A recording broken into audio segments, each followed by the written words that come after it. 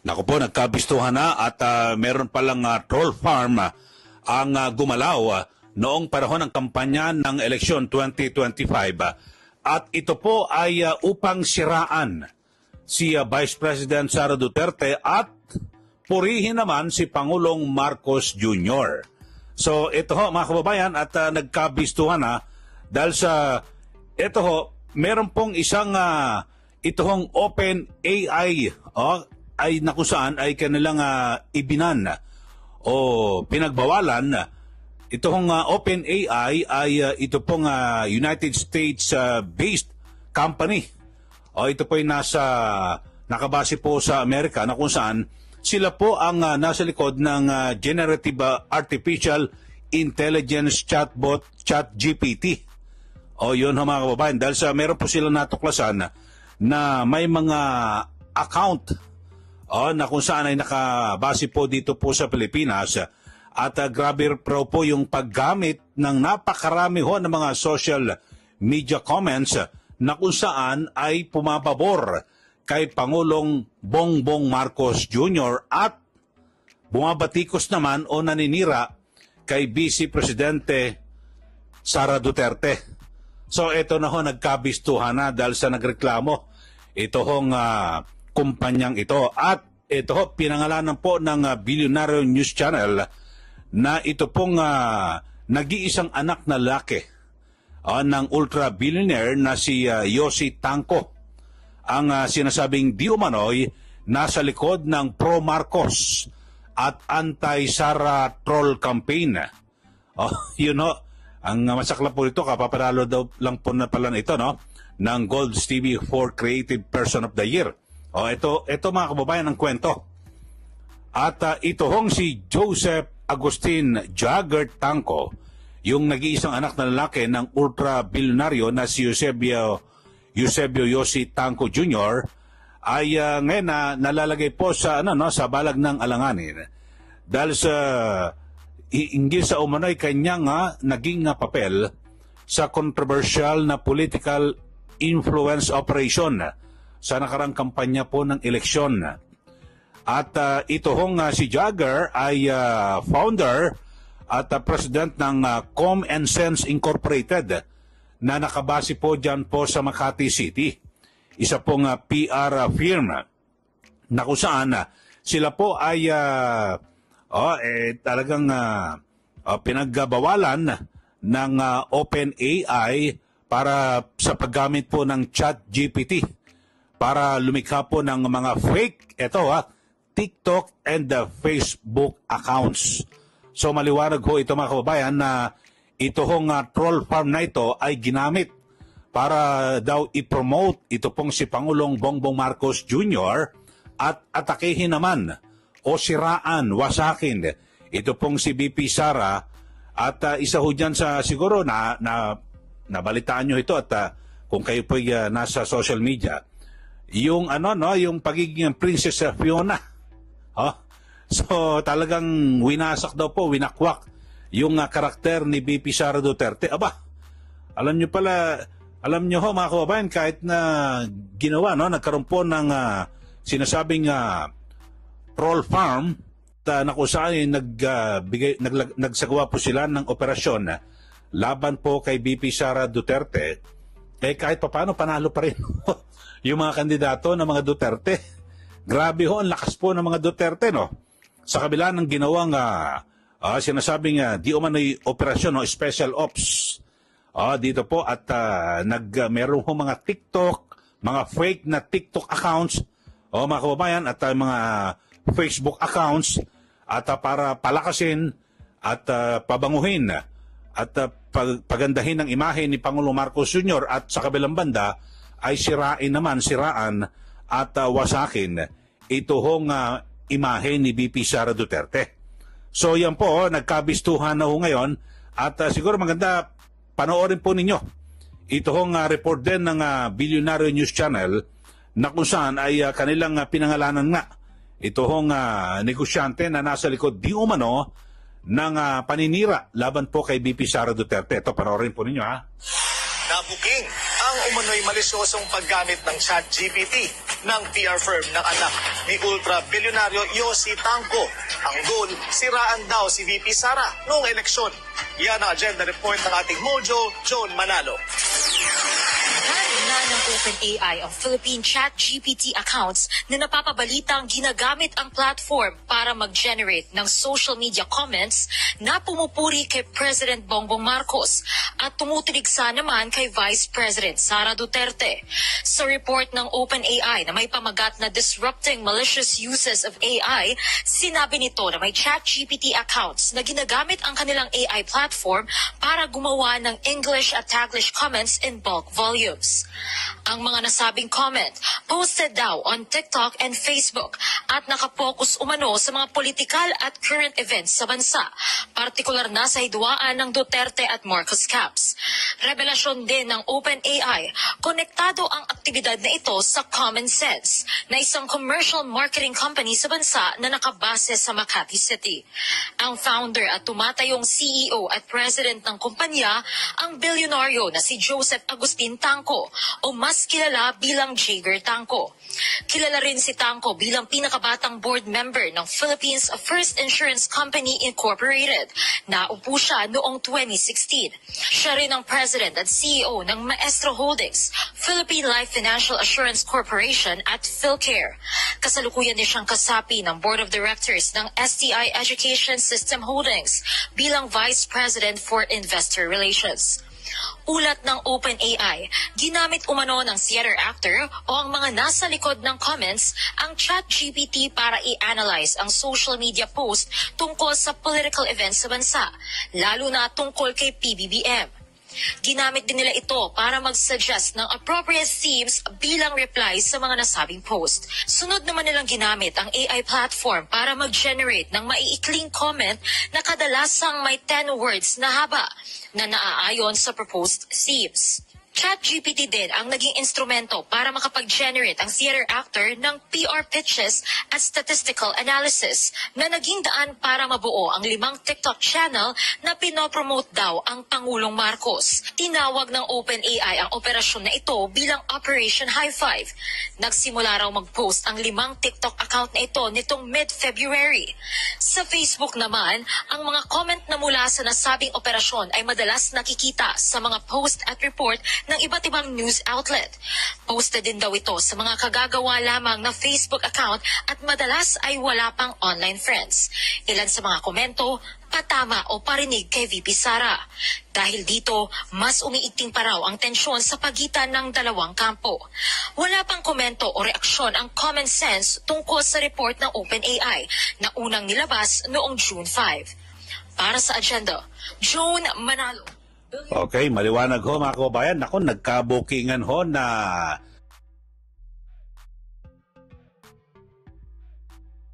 laban po kay VP Sara Duterte at nagsimula raw po yan noong Pebrero bago magsimula yung panahon ng kampanya. Kaya pala marami ho, 'di ba, sa social media may mga lumulutang na mga, 'di ba, parang kala mo galit ho kay VP Sara. Yung pala may special ops kay VP Sara Duterte, mga kababayan. At alam niyo ho, sa kabila ng ginawa hong demolition o paninira laban po kay VP Sara, marami pa rin ho sa mga kandidato, no, na sabihin natin, nasa kampo po ng mga Duterte, nanalo. Aba, baka ho kung hindi ho ito ginawa, itong sinasabing di o mano ay paninira laban kay VP Sara at pagpuri naman kay Pangulong Marcos Jr., baka lahat po ng kandidato ng mga Duterte ay nanalo noong nakaraang 2025 elections. So grabe ho ito mga kababayan, at pinangalanan nga ho ng Billionaire News Channel yung sinasabi na may-ari, no, ng Com and Sense. Ito hong si Jager o Jager ang may-ari at ito hong Common Sense na nakabase diyan po sa Makati City. So maliwanag po yan, no? At talagang meron silang mga komentaryo. Lahat to, pati sa mga ang ginawa ho nila ay pati sa mga lehitimong mga media outlet. Nagpapasok ko sila, no? Halimbawa, may mga issue na tinatalakay. So may mga papasok ko na ganon. Ayan na, may mga sample ho rito, ano? Na BBM and Sandro for the win. Ano to? Nakalagay, oh. Tapos Marcos values loyalty and respect. Sara, masyado kang nag-init. Oh. So ito ho, may mga komentaryo po ito, ha. Ito ho, bibigay ko lang ho yung mga sample, oh. Pag Marcos mapagmahal sa pamilya. Aba, grabe ho ito. Talagang pagpuri, oh. Ayan ho, yung mga papuri ho kay Pangulong Marcos. So ayan, basahin nyo, ha. Yan po yung sinasabing di umano na operasyon ng troll farm para purihin si Pangulong Marcos Jr. at siraan naman si VP Sara. O yan ho, nilabas ho ito, no? At ito rin ho, meron ho. O ito, Princess Fiona, ang dami mong excuses. Sara, bakit di ka nagreklamo noon? O ayan ho, yung mga sample lang ho, na mga messages na kung saan yung ginawa nilang paninira laban po kay VP Sara at yung pagpuri naman, pagpapagwapo kay Pangulong Marcos Jr. So yun ho, maliwanag na ginamitan ho ng demolition o special ops. Ito pong si VP Sara Duterte. Kaya nabisto naman ho ito, mga kababayan, dahil sa mismong yung OpenAI na sila ho nakatunog ho eh. Ito po'y ito'y kumpanya na nakabase po diyan po sa Estados Unidos na sila po ay nasa likod ng yung chatbot, yung ChatGPT. So marami raw po sila mga ibinan na mga accounts galing po sa Pilipinas at yun nga tinukoy ho ngayon ng Billionaire News Channel na ito pala yung nasa likod ng paninira laban po kay VP Sara Duterte. Mantakin nyo mga kababayan, no? Sa naging resulta po noong 2025 elections ay di ba marami po ang lumusot sa kandidatong mga pagkasenador na kinampihan po o inendorso ni VP Sara Duterte at ni dating Pangulong Rodrigo Duterte. Tapos partida pa ho yan.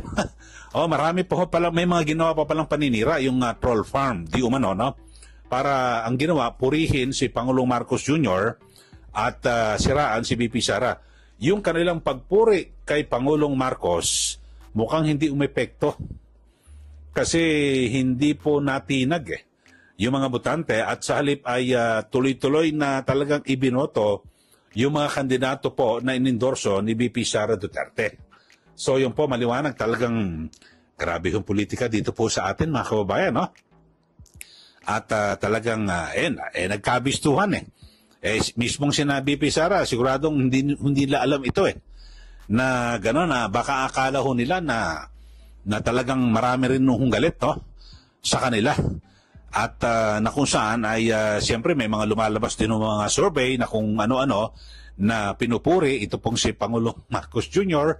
na most trusted daw pinagkakatiwalaan ng mas maraming mga Pilipino at kontento raw sa kanyang performance. Yung pala meron palang troll farm na inilunsad noong bago magkampanya hanggang sa panahon ng kampanya at para siraan si VP Sara.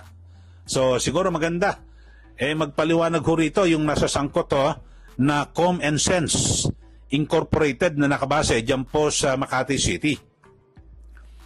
At ito nabanggit ho ng Billionaire News Channel yung si Jager, si Joseph Agustin Jager Tanco.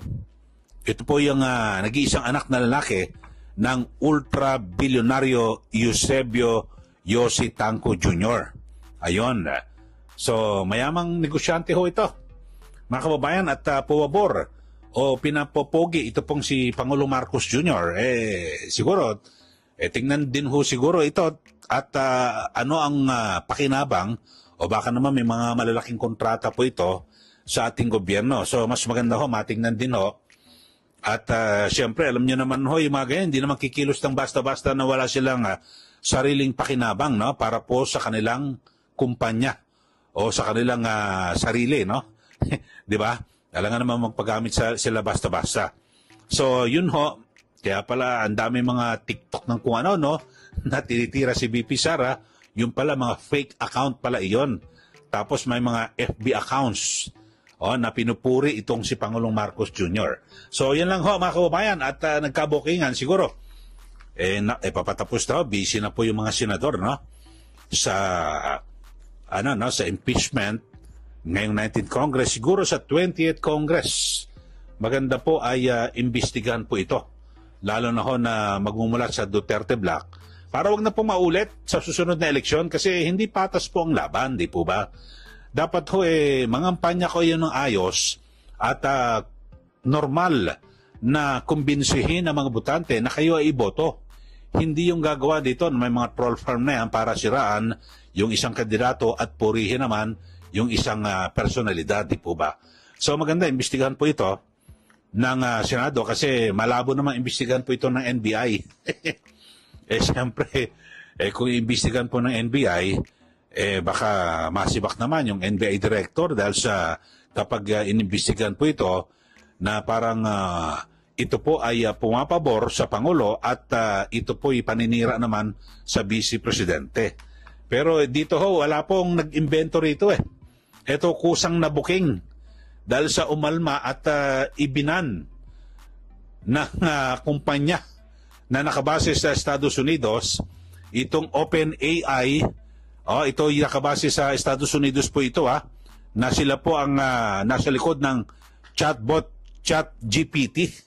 Ayun ho, kaya nagkabistuhan na.